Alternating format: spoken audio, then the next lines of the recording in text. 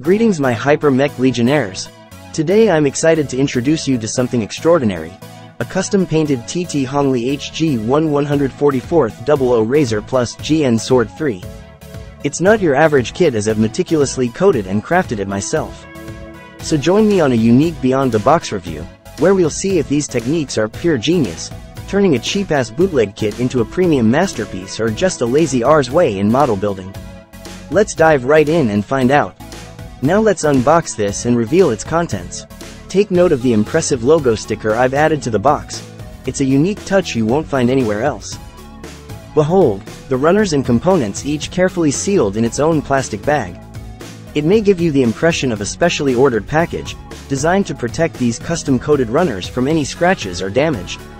In a nutshell, I painted these damn runners and gave each of them their own personal plastic suit.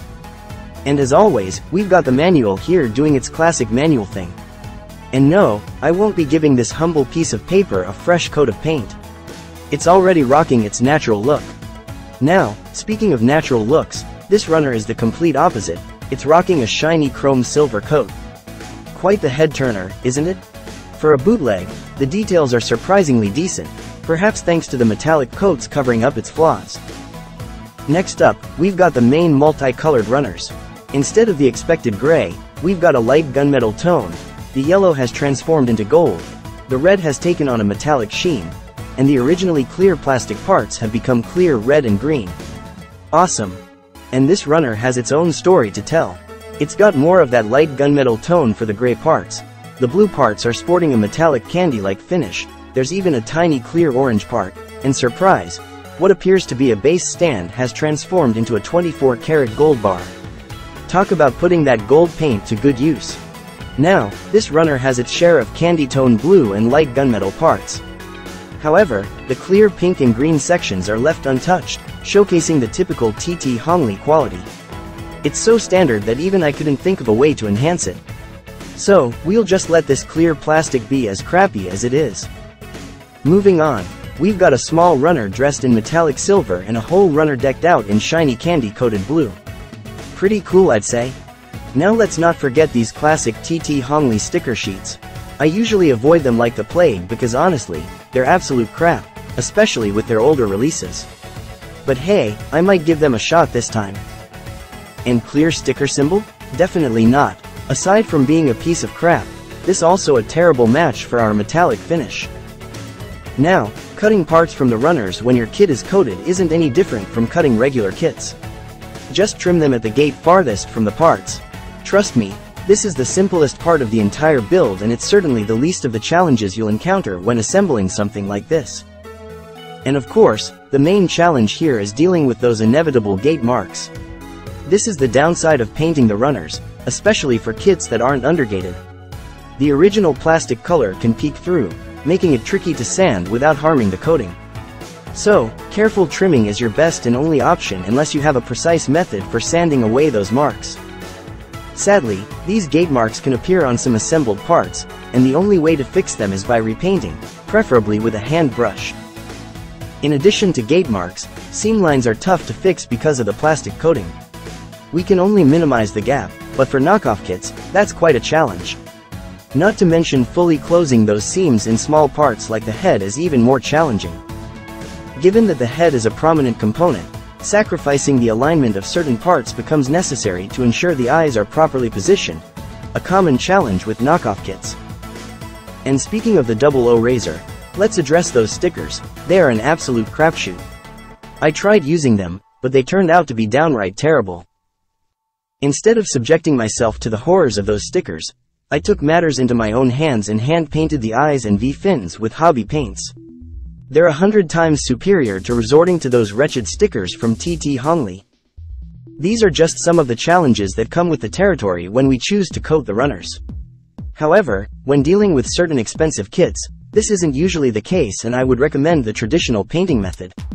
But of course, with a cheap knockoff like this, a simple out-of-the-box build won't suffice. So, we're going beyond the box by putting in a bit more effort. You could even call it a lazy R's way to turning this kit into a masterpiece. Whether you choose to tackle the issues like gate marks, seam lines and sticker problems head-on or simply add that extra effort is entirely up to you. One thing's for sure though, it's undeniably looking pretty cool in its own way. Maybe it's just my opinion, but regardless of its coolness factor, let's dive into this kit and appreciate its metallic coating awesomeness up close. And here we have our 00 fighter, yes, fighter from TT Hongli, basking in its metallic glory.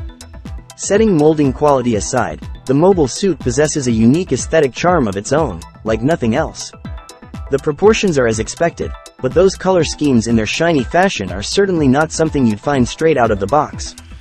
From the metallic silver replacing the usual white plastic to the vibrant, candy-coated blue and red parts, not to mention the subtle light gunmetal gray accents and the occasional touch of gold, it's genuinely a unique and remarkably cool kit. And of course we're just scratching the surface of what makes this kit stand out from the regular crappy TT Hongli build. Now when it comes to shortcomings, those horrendous gatemarks, pesky seamlines, and a few annoying mold lines are the only drawbacks we associate with this kit. But perhaps in the grand scheme of things, we can overlook these flaws in favor of its overall stunning appearance. And speaking of appearance, after attempting to use some of the stickers and being miserably disappointed, I made the decision not to apply them. I'd rather leave some parts as they are, than rely on these abominations for color corrections. As for these stickers, we might as well offer them as a sacrifice to the bootleg gods in hopes that they'll bless us with better ones next time. Setting appearance aside, this kit is well engineered for dynamic poses. Credit of course goes to Bandai for their hard work, and to some extent, TT Hongli for decently replicating it. And if you're tired of that open left hand, don't worry because we're provided with another closed holding hand. These closed holding hands are essential for manipulating the accessories, which we'll delve into later. For now, they're perfect for creating striking punching poses if that's your style. But for now, the 00 fighter from TT Hongli, coupled with our metal-coated efforts, provides a unique and distinct yet oddly familiar sense of character. Challenges arising from this kind of customization, including gatemarks, pesky seamlines, and mold lines, might have posed a threat to its appearance. However, for cheap-ass high-grade bootleg kit that supposedly looks crappy out of the box, the end result remains quite satisfying. It's a splendid effort I'm still willing to take pride in. And that's it for the mobile suit. And let's turn our attention to the accessories also adorned with the goodness of metallic coating. Among the various versions of this kit, this one stands out for including the most accessories in a single package. Thanks to our TT Hongli overlords that they managed to offer it at a wholesome cheap-ass price. But are these accessories any good? Let's dive in and find out. Alright, moving on to our first treat, a pair of beam saber effect parts. Now let's be honest here, they've got that classic TT Hongli vibe, which to put it bluntly, doesn't exactly scream premium. But hey, it's a cheap-ass kit, so let's cut it some slack.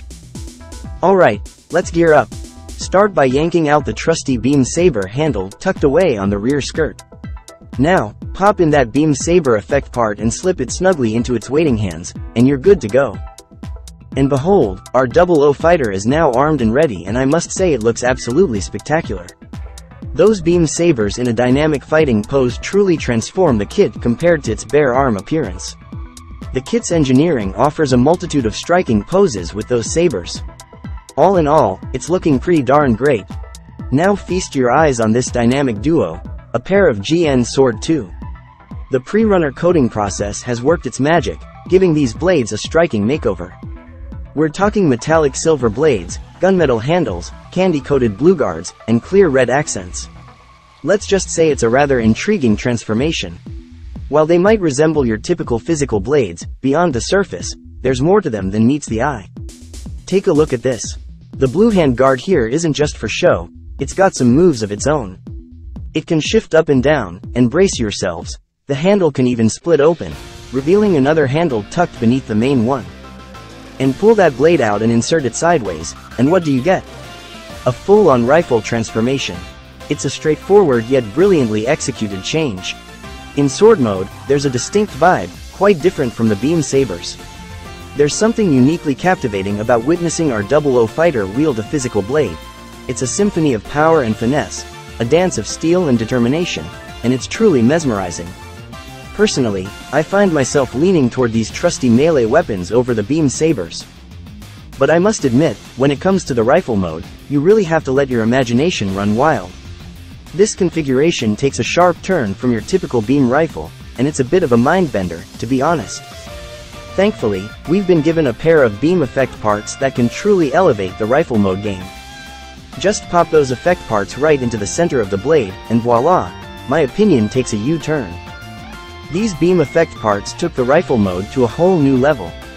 They inject a heavy dose of realism, making it crystal clear where that devastating beam is pouring out from. It's a jaw-dropping upgrade that adds a whole new dimension of awesomeness to this kit. But wait, there's more. We've also got this nifty alternative handle that allows you to connect both of the GN sword too. Simply extend that hinge handle on the sword, swap it out with this alternative one, and what do you have? A twin lance sword, ready to deliver some double trouble. This right here transforms the GN Sword 2 into an absolute game changer. Whether you're rocking them as standalone swords in a dual-wielding spectacle or unleashing their rifle mode to bring the heat, this twin lance sword adds an entirely new layer of epic to the GN Sword 2. It's the kind of upgrade that makes you sit up and take notice. But hey, if all this swordplay isn't your jam and you'd rather stow them away, fear not. You can easily store these bad boys on the side skirts. Just plug those sword pegs right into the side skirt slots, and presto, problem solved. Just casually stashing them away, and yet still radiating pure Chad energy. It's a level of style and swagger only our 00 fighter can pull off.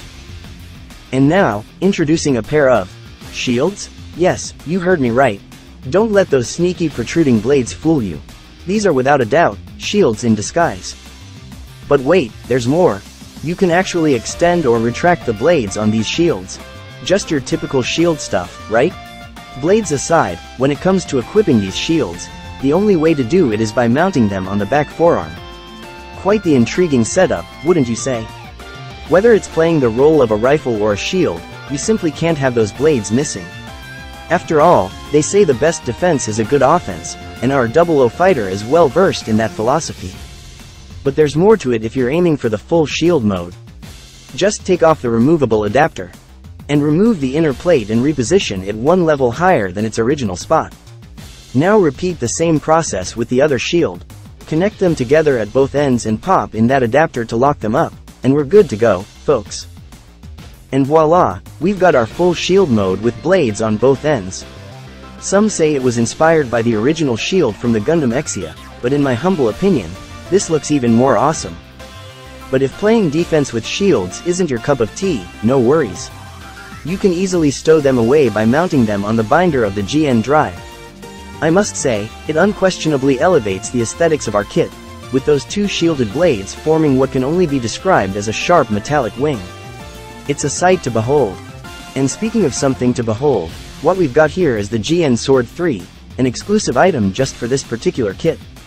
With its massive, elongated blade and those mesmerizing clear green effects, this weapon undoubtedly exudes an aura reminiscent of the GN Sword from Exia and Exia Repair 2. Now, as a direct successor to the original GN Sword, this beauty has inherited most of its features.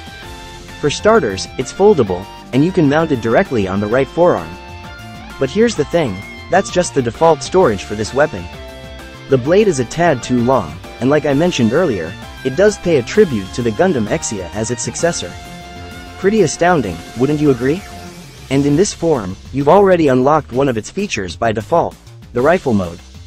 You see, every sword here comes with both rifle and shield modes.